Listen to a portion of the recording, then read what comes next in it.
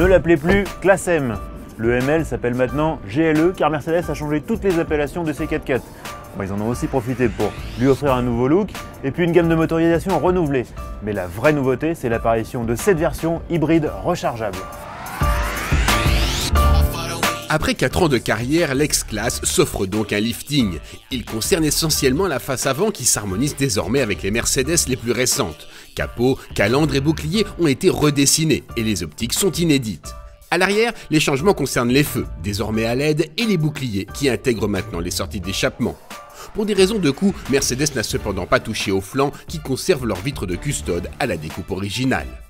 Dans l'habitacle, on note surtout l'écran du GPS désormais plus grand et l'apparition d'un pavé tactile pour faciliter la navigation et la saisie d'adresse.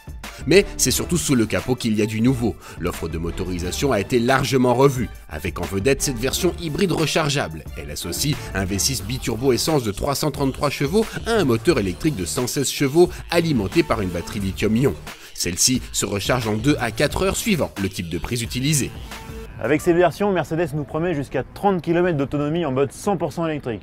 Bon, le seul problème, c'est que les batteries, il a bien fallu les mettre quelque part, en l'occurrence dans le coffre, qui perd pas mal de capacité de chargement. À l'usage, l'autonomie réelle en mode tout électrique est plus proche de 20 km. Heureusement, lorsque le moteur thermique démarre, il le fait avec douceur et discrétion.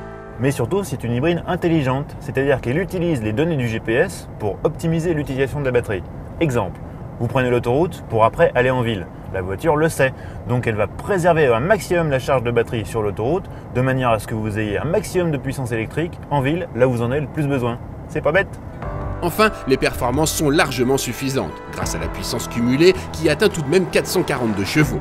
Doté d'une suspension pneumatique dès le second niveau de finition, le Mercedes GLE vise de toute manière en priorité le confort. Et puis, n'oublions pas que le GLE est aussi et avant tout un 4x4.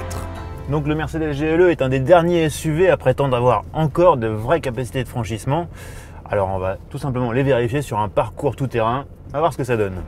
Première épreuve, une descente, oulala, qui m'a l'air sacrément raide. Je vois absolument pas où j'ai. Heureusement j'ai la caméra là. Et c'est parti. Waouh! Alors faut savoir que ce modèle est équipé du pack off-road, qui ajoute pas mal d'équipements pour le tout-terrain et notamment j'ai un système de régulation de la vitesse en descente. Donc en fait là je ne touche aucune pédale. La voiture se maintient d'elle-même à 2 km/h dans la descente. Mais ça reste quand même extrêmement impressionnant. Je ne pensais pas qu'on pouvait être aussi effrayé à 2 km/h. Là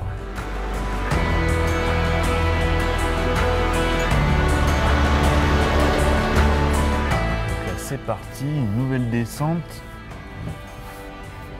Qui est carrément du sable. Alors là, ça glisse, je suis en mode toboggan. Wow. Ah bah, c'est mieux que Disneyland. Hein. Allez, hop, encore une nouvelle descente. Ah, c'est bien parce que je vois même pas où je vais là.